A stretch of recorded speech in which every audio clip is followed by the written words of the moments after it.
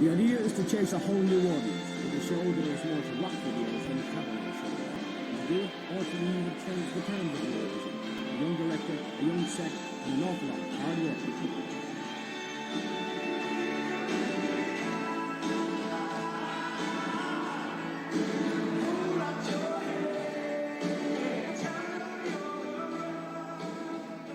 Well, it being such a big event, normally in the studios you'd just have one floor manager coordinating everything, but the space is such a huge area here. We need 6 down here.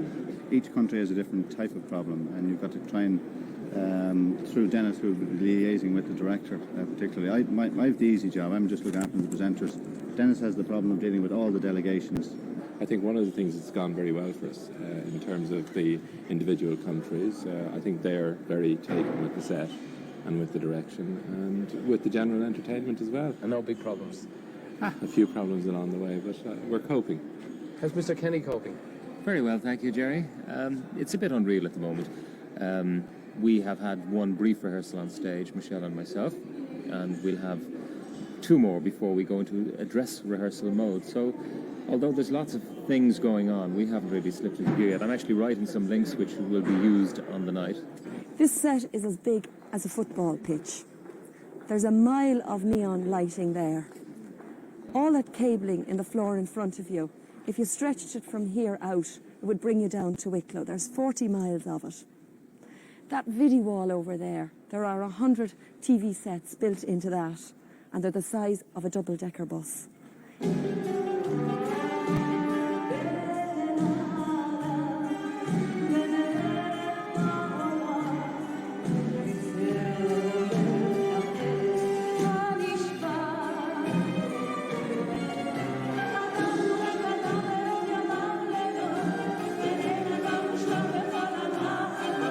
And with 9 cameras covering the set, we asked the 2 people who designed it about the hard work that went into it. Yeah, well, we started 6 months ago, so we sat down, pen and paper, and just sort of worked at it from there, you know. You decided, though, to go for a different type of set this year, didn't you? You didn't want to go for painted scenery. Why not? What effect were you trying to create? Electronic look, I think. Yeah, and a younger look to the Eurovision, you know.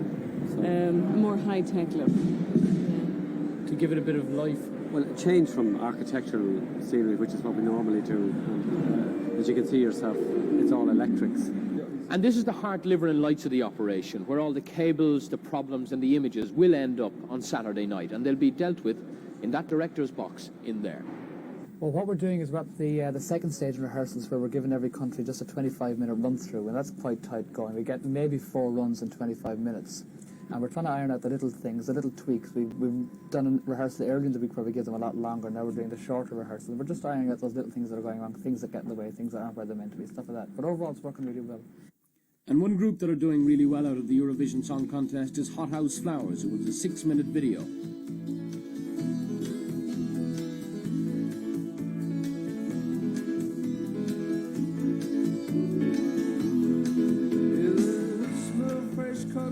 And a spoon of my senses, and the sun is shining down on the blossoms in the avenue.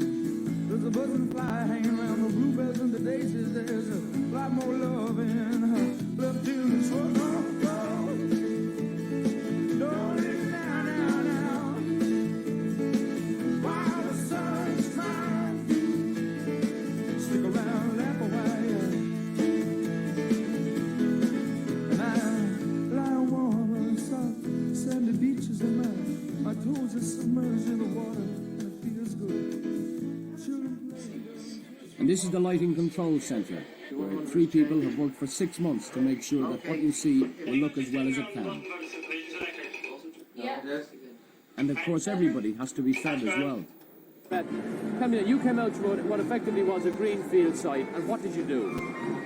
Well, we walked the area first. It was the time there had been some bloodstock sales, and it was just empty, nothing, only straw and various other things that we won't describe.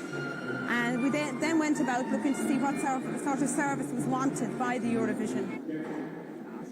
The contest itself will have a total viewing audience in excess of 200 million people right across the world.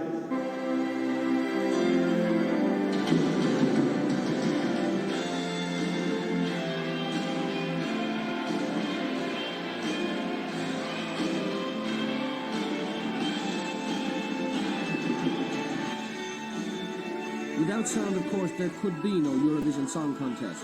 80 microphones will be used for the singers on stage, and every single string instrument in the 50-piece orchestra will be fitted with a microphone.